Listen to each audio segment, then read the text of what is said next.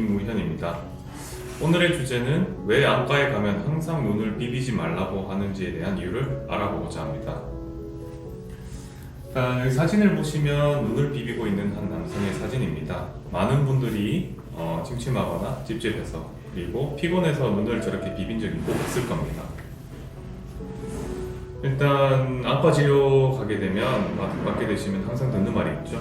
눈이 불편해서 안과 진료를 보게 되면 항상 의사 선생님들께서 눈 비비지 마세요, 눈 손대지 마세요, 긁지 마세요 라고 꼭 이야기해 주십니다. 물론 저도 환자분들께 잔소리처럼 꼭 얘기를 덧붙이기도 합니다. 하지만 저도 하지 말라고 말씀드리지만 알게 모르게 눈에 손이 가서 놀란 적이 한두 번이 아닙니다. 무의식적으로 그리고 본능적으로 눈에 손이 가는 것은 어쩔 수 없는 면도 있는 것 같습니다. 일단 왜 눈에 손이 가게 될까요? 왜 우리는 불편감을 느끼는지 하나씩 살펴보도록 하겠습니다. 일단 가장 흔한 원인으로는 안구 건조증이 있습니다. 눈 표면이 마르고 오래 지속되다 보면 각막에 상처가 생기게 되는데요. 이로 인해서 눈이 찝찝하고 이물감이 느껴지고 불편감이 발생할 수 있습니다.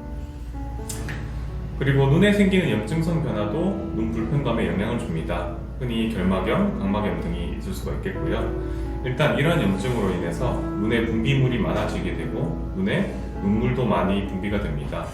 그리고 이런 염증성 변화로 각막의 상처도 당연히 생길 수 있고 이로 인해서 눈이 찝찝하거나 개이거나 불편감을 초래할 수 있겠습니다. 일단 안구 외에도 눈꺼풀에 의한 염증성 변화도 당연히 눈 불편감을 초래할 수 있습니다. 여기 이 환자분의 눈을 보시면 눈꺼풀의 염증으로 인해 피부 딱지가 앉아 있는 것을 확인할 수가 있고 눈꺼풀 주변도 이렇게 붉게 변하는 것을 확인할 수 있습니다.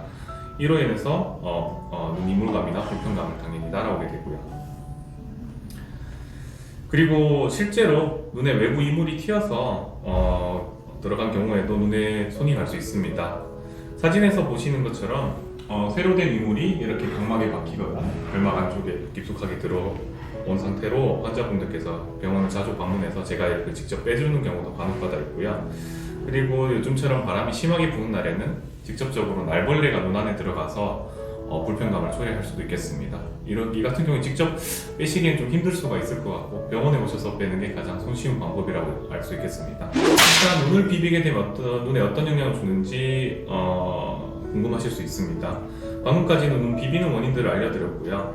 실제로 이렇게 비비게 되면 어떻게 되는지에 대해서는 최근에 재밌는 MRI 영상이 하나 있어서 그걸 보면서 설명드리도록 하겠습니다. 일단 눈을 자주 비비게 되면 원추각막이라는 각막병증이 생길 수가 있는데 원추각막에 대해 집중적으로 연구한 팀에서 유튜브 동영상을 올렸습니다. 일단 같이 보시도록 하겠습니다. 실험 대상자분께 평소처럼 눈을 비벼보라고 하고 찍은 MRI 검사입니다. 영상을 보시면 눈이 이렇게 위아래로 움직이는 것을 확인할 수 있고 눈 주변 구조물들도 같이 움직이는 것을 볼 수 있습니다. 일단 먼저 각막이 이렇게 심하게 뒤틀린 것을 확인할 수가 있고요. 눈 안에 검은 타원형으로 보이는 구조물이 우리 눈에 카메라 렌즈와 같은 구조물인 수정체라는 조직인데 이것도 뒤틀리는 것을 확인할 수 있습니다. 그리고 눈도 뒤쪽에 있는 이런 검은 선은 눈의 뒤쪽에 있는 검은 선은 눈과 뇌를 연결해주는 시신경인데 시신경 구조물도 이렇게 뒤틀리는 것을 확인할 수가 있습니다. 일단 다른 구도에서 찍은 MRI 동영상입니다. 여기 보시게 되면 손으로 눈을 이렇게 비비는 것을 확인할 수가 있고 마찬가지로 눈 자체 구조물들이 이렇게 뒤틀리는 것을 확인할 수가 있습니다. 저도 일단 보고 생각보다 눈에 많은 스트레스를 가하게 되는 영상을 직접 보고 좀 많이 놀랐습니다. 그래서 눈을 일단 자주 비비게 되면 어떻게 되는지 또 궁금하실 수 있겠는데 다음 사진들을 보면서 확인해 보도록 하겠습니다. 일단 눈을 자주 비비게 되면 눈에 물리적으로 손상을 일으킬 수가 있습니다. 여기 사진에서 보시는 거는 일단 저희가 특수한 염색약을 쓰면 눈 표면에 상처 부위에만 형광색으로 염색이 된 약을 사용한 사진이고요. 상처 때문에 자주 비비게 되면 눈의 상처 부위가 더 커지면서 더 불편감을 초래할 수 있고 잘못되면 후유증으로 각막 혼탁 등이나 각막 충공 등의 위험한 합병증이 또 발생할 수도 있습니다.